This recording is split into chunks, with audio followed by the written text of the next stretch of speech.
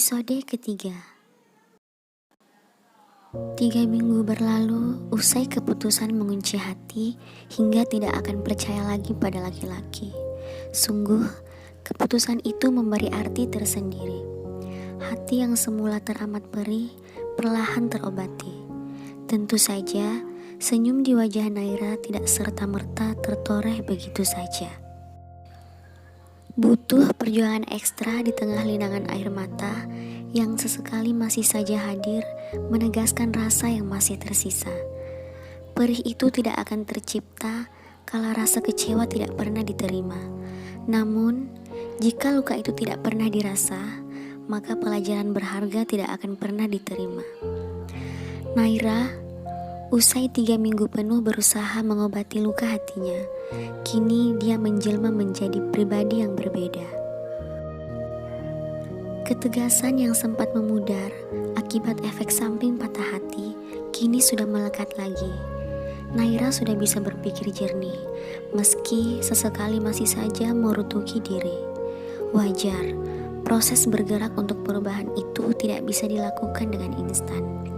Perlu waktu untuk mengusahakan. Juga butuh keikhlasan untuk merelakan segala hal yang telah terjadi di masa silam. Feb, jadwal piket masak sudah kubuat. Aktif mulai besok ya.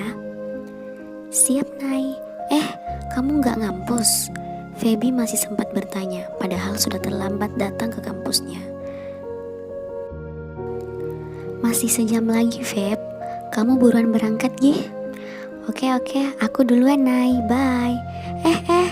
Yang kamu bawa tasku, Feb, seru Naira dengan kencang. Feby yang memang lebih ceroboh daripada Naira untuk kesekian kalinya salah membawa barang miliknya. Sempat tepuk jidat sebentar, Feby langsung balik kanan, menukar barang, kemudian berangkat dengan langkah cepat pada kendaraan yang mau kebut-kebutan. 10 menit usai kegaduhan pagi itu, Naira telah rapi dan bersiap berangkat menuntut ilmu. Tidak terburu-buru seperti Feby, karena Naira masih memiliki banyak waktu. Jalan kaki menuju kampus, itulah yang harus Naira tempuh. Tidak naik ojek, motor, atau kendaraan apapun. Yang Naira lakukan ini untuk berhemat, karena uang bulanannya pas-pasan dan hanya cukup untuk kebutuhan kuliah selama sebulan. Ya, Naira memang berasal dari keluarga yang jauh dari kata berkelimpahan. Bisa kuliah di kampus ternama, itu pun karena kecerdasan otak Naira, hingga dirinya bisa mendapatkan beasiswa. Tintin, Nay, mana cowokmu? Masa tega ngebiarin ceweknya jalan kaki sih? Tanya salah satu teman sekelas Naira. Cowok sok peduli karena sering bertanya sana sini, tanpa peduli itu adalah urusan pribadi. Naira tidak menjawab, melainkan hanya tersenyum singkat. Sebuah senyum yang mengandung pesan tersirat bahwa Naira sedang tidak ingin banyak berdebat. Jangan-jangan kamu habis putus sama Kak Ivan ya, Nay? Tebaknya. Langkah Naira terhenti. Begitu juga motor si teman yang sedari tadi mengekori. Aslinya enggan sekali Naira menanggapi, apalagi sampai mengumbar status tentang dirinya saat ini. Akan tetapi, Naira sadar, pastilah akan semakin banyak yang mempertanyakan jika mereka tidak mendapat penjelasan. Alhasil, Naira pun mengungkap status hubungannya dengan Ivan yang telah berakhir tanpa membumbuinya dengan alasan. Ya, aku sama Mas Ivan sudah putus, jadi jangan ungkit-ungkit lagi soal dia ya. Senyum Naira mengembang di akhir penjelasan, pertanda sebuah hati yang mulai tegar. Oh, oke. Si teman Naira itu seolah sadar kondisi. Tidak bertanya lebih karena khawatir ada sesuatu yang tidak nyaman untuk diingat lagi. Usai tawaran tumpangan ditolak sopan, si teman Naira itu pun pamit duluan. Satu helaan nafas dalam, itulah yang langsung Naira lakukan. Tak lupa, seutas senyum turut ditorehkan. Ada sedetik rasa lega karena ada orang lain yang tahu bahwa hubungan Naira dan Ivan telah berakhir. Naira yakin Kabar yang baru saja dia bagi akan cepat menyebar di kalangan teman seangkatan. Dengannya, Naira berharap tidak akan ada lagi yang mempertanyakan status hubungannya dengan Ivan.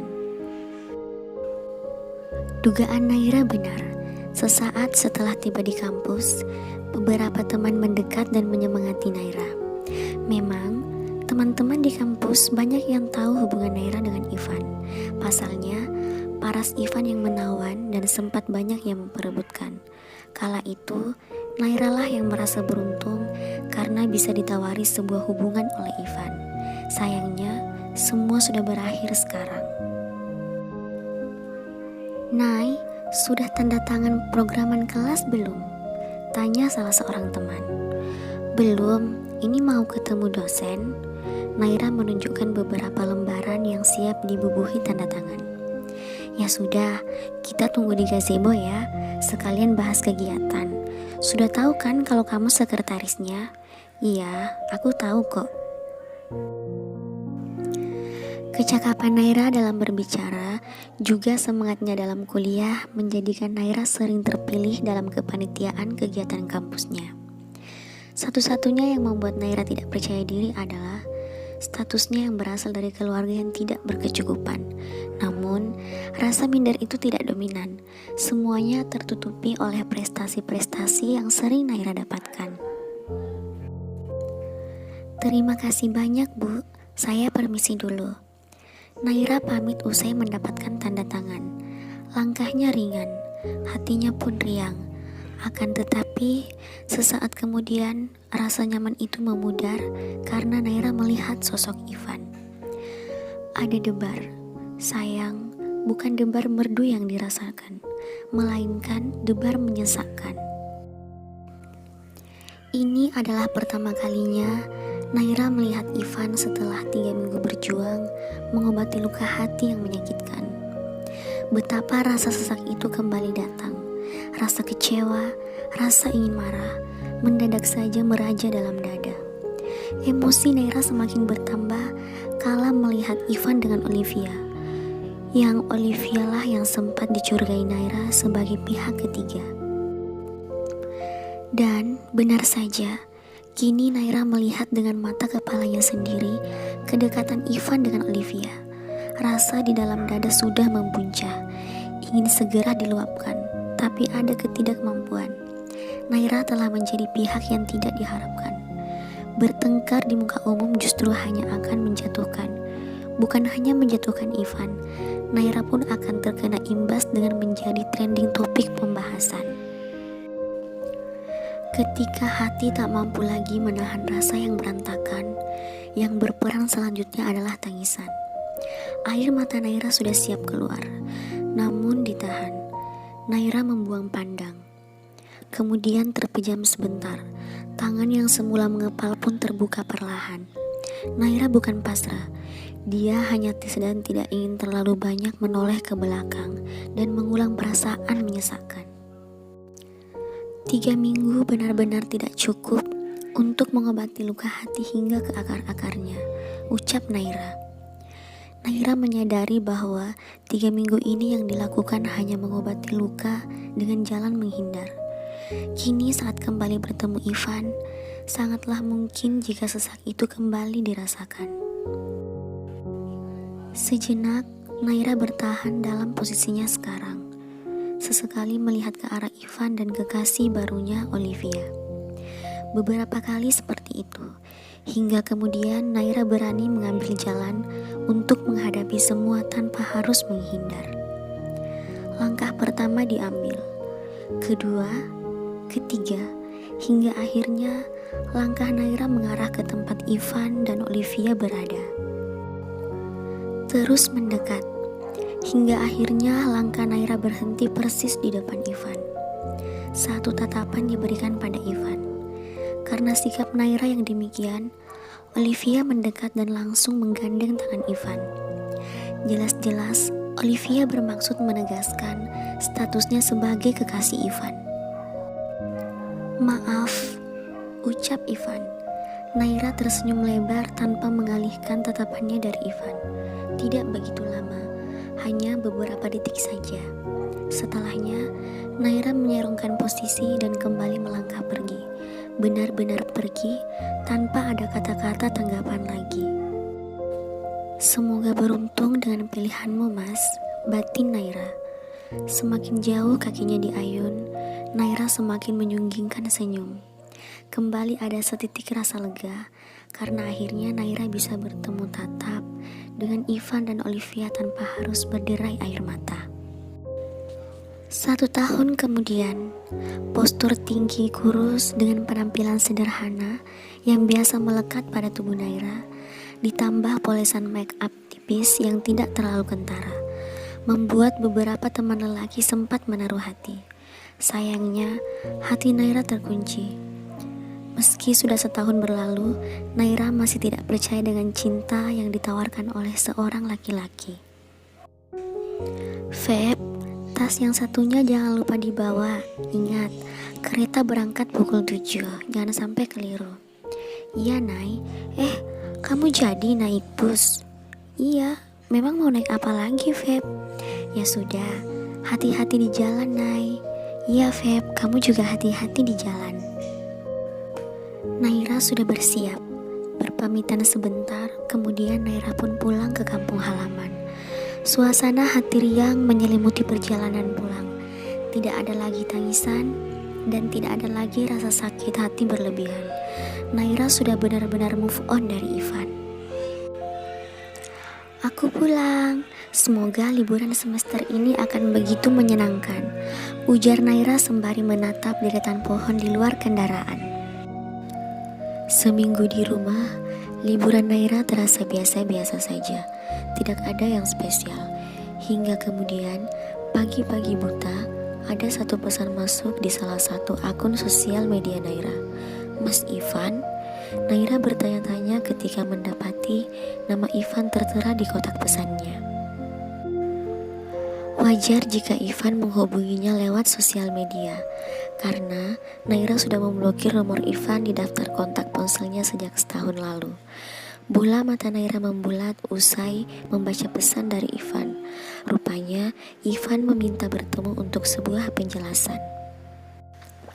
Ivan mengaku bahwa keputusannya setahun lalu adalah sebuah kesalahan. Ivan pun mengaku bahwa dirinya sangat menyesal telah mengakhiri hubungan dengan Naira. Kenapa baru sekarang kamu sadar, Mas? Naira geleng-geleng kepala. Tidak habis pikir juga dengan jalan pikiran Ivan. Selama setahun, Naira berjuang mengobati hati akibat status cinta pengganti. Kini Ivan kembali hadir dengan menawarkan cinta lagi. Tentu Naira tidak langsung tergoda. Luka yang sempat tertoreh telah banyak memberinya pelajaran berharga. Olivia selingkuh. Sekarang aku sadar betapa bodohnya aku waktu itu. Tidak seharusnya aku putus darimu. Begitulah salah satu pesan Ivan yang membuat Naira tersenyum karena merasa menang. Naira tidak berlama-lama mengirim pesan balasan. Dari jalan cerita masa lalu, Naira sudah bisa mengambil keputusan. Cinta pengganti, hati yang terkunci, ketidakpercayaan pada lelaki, itulah yang menjadi dasar. Saat itu juga Naira pun menolak keinginan Ivan. Namun, pesan Ivan selanjutnya seketika membuat Naira menajamkan pikiran. Aku masih mencintaimu, Nay. Maukah kamu melanjutkan hubungan kita yang sempat terjeda? Cih, refleks saja Naira mengumpat demikian. Rupanya kamu tidak beruntung dengan pilihanmu, Mas. Satu senyum disunggingkan usai berakhirnya pesan balasan untuk Ivan. Naira meletakkan ponselnya dan tidak peduli lagi dengan pesan balasan Ivan. Naira memilih keluar menuju halaman depan. Masih pagi, tampak sinar matahari yang mulai menyinari bumi. Saat Naira sibuk menikmati alam, saat itulah sebuah mobil melintas di halaman depan. Mobil itu berhenti di depan rumah tetangga sebelah. Penumpang yang turun langsung bisa dikenali oleh Naira. Salah satunya adalah Danu, cinta masa kecil Naira. Bersambung.